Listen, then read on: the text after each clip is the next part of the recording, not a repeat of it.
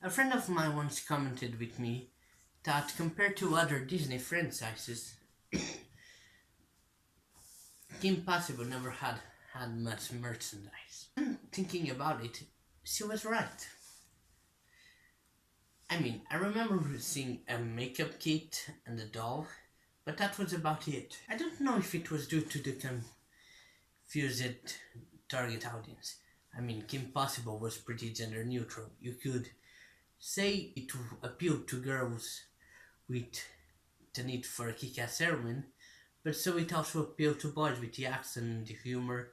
So maybe they didn't know who to merchandise it to, but the truth was they never made much of it. Then there were video games. Kim Possible, as an action comedy show, would translate very well to video games, and it did, and they were good. In fact, there were 3 or 4 of them in a short amount of time, but they were for handhelds, and handhelds couldn't contain the awesome voice cast. Though the games are good, this isn't what I'm reviewing right now. Instead, on October 19th, 2006, a single game emerged for a console regarding Kim Possible, and that game was Kim Upside Down Again. Kim Possible, What's the Switch? But is it any good? Well, I'm going to take a look at it and discover it. So sit back as I review Kim Possible, What's the Disney's Kim Possible, What's the Switch is a 2.5D platformer beat 'em up developed by Artificial Mind and Movement. Huh, same guys, same guys who developed the Monster Inc. game, and published by Buena Vista Games, which would later become Disney Interactive Studios. In it, you switch control between Kim's fighting equal and arch nemesis Seagull and Kim herself as you beat up a variety of thugs and platform your way through levels, eventually teaming up. But why the team up? Let's start with the plot. The story starts with Kim and her bumbling but well-meaning sidekick Ron arriving at the chateau of Monkey Fist, or Montgomery Fist, to collect an ancient monkey artifact he stole, presumably for evil reasons. Also attempting to get the monkey statue are Seagull and Draken. Seagull being the capable sidekick who does the fighting, and Dr. Draken, I let myself out, thank you very much, being the brains, though his inventions tend to be thwarted by Kim and Ron, who are all that. Either way, after a fairly easy first level and first boss, both Dr. Draken and Ron touch the artifact at the same time, and that switches up their bodies. Amidst the confusion, Dr. Dementor appears and steals the artifact. Wasting no time, Kim pursues Dementor, with Seagull doing the same. The rivalry makes them fight one another several times, until they realize that they're after the same thing, and so should probably form a temporary alliance. But just temporarily. They'll be back to trading votes soon enough. Kim and Seagull are separated, however, as it's revealed that Monkey Fist and Dementor were working together. It doesn't last long, though, with Monkey Fist double-crossing Dementor and stealing his invention and kidnapping Seagull.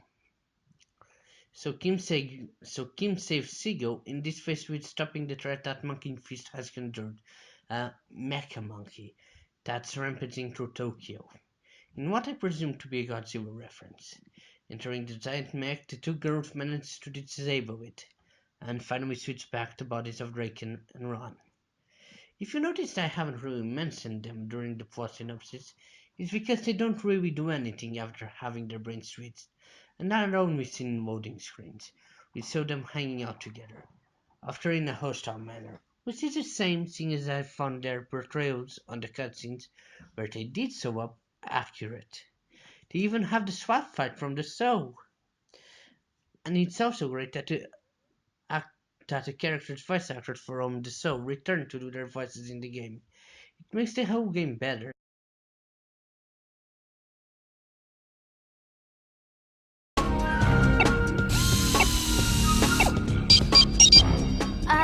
Not the best time, Wade. Sorry, Kim. You and Ron need to head over to Monkey Fist's castle fast. Seems Draken is about to steal something called the mystical monkey idol. I don't know much about it, just that it may possess mind control powers. On our way. Kim!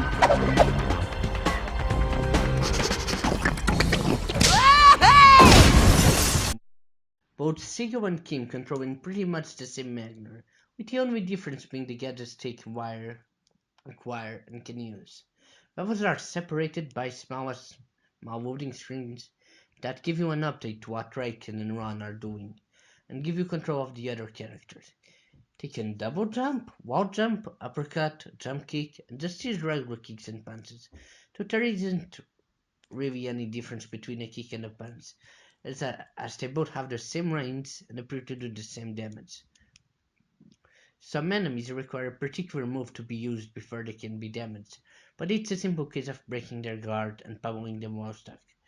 Kim Possible, before Ripley, before Buffy, before Sarah Connor, was my go-to example of a girl who could get things done. And so it's nice to see that both she and her hesitant Alvy are capable. Occasionally the game likes to throw you in a gauntlet. What do I mean by that? Walls that you can climb or jump out appear, and you can't advance unless you defeat all enemies in the screen that show up. But they are Kim Possible and Sigo. They're both hardcore. This isn't a problem for them. The combat mechanics feel a bit shallow and underdeveloped, to be honest. The fact that both attacks, kicks and punches don't differentiate themselves, that only occasionally will you have to do more than match either one, and even more rarely you need to dodge hits with an acrobatic flip backwards, only makes it more apparent. Fortunately, the platforming is better. Given who those two characters are, and the way they are highly acrobatic and flexible, it's nice to see that they can do platforming relatively easy. It's a 2.5D representation and not a 3D one, meaning that the levels have depth but you're stuck to a two-dimensional field. It's still extremely satisfying to control them. They feel responsive and full of energy, as you can perform fancy jumps and dodges, which will be necessary if you want to collect the tokens that sprawl the level. Tokens, the equivalent of a coin in Mario or a ring in Sonic, are the most common.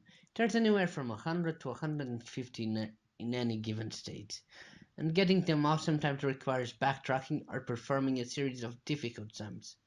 There are life tokens and orange ones which grant you an extra life, but the rarest are the Club Banana ones. Club Banana, a high-end, expensive clothing store in the show, makes for the alternate costumes.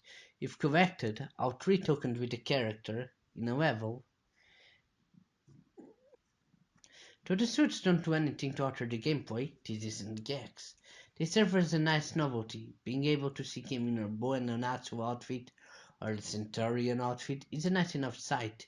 Though I admit I am miffed that some of those outfits don't grant extra abilities. The Centurion outfit, for instance, in the show has solar missiles. How cool would that be? Unfortunately, it isn't so. The backgrounds of levels feel suitably cartoony and tend to use the same color palette as the show.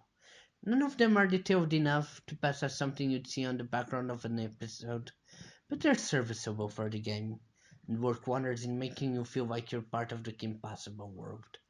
This even applies to the Rufus subsection of levels. Occasionally, to engage a switch or start a machine, Kim will pull out Rufus, the naked mole rat, and place him inside the construction. Accurate to the show, Rufus can fix any mechanical mess, as he's a very smart naked mole rat. Those sections of gameplay are more puzzle in nature, given that Rufus lacks any form of combat, and must instead dodge natural obstacles and flip switches. They remind me of the Crank sections in later Ratchet and Crank games, though nowhere near as developed. Overall, Kim Possible, what's the switch? An obvious pun on her catchphrase, what's the sits?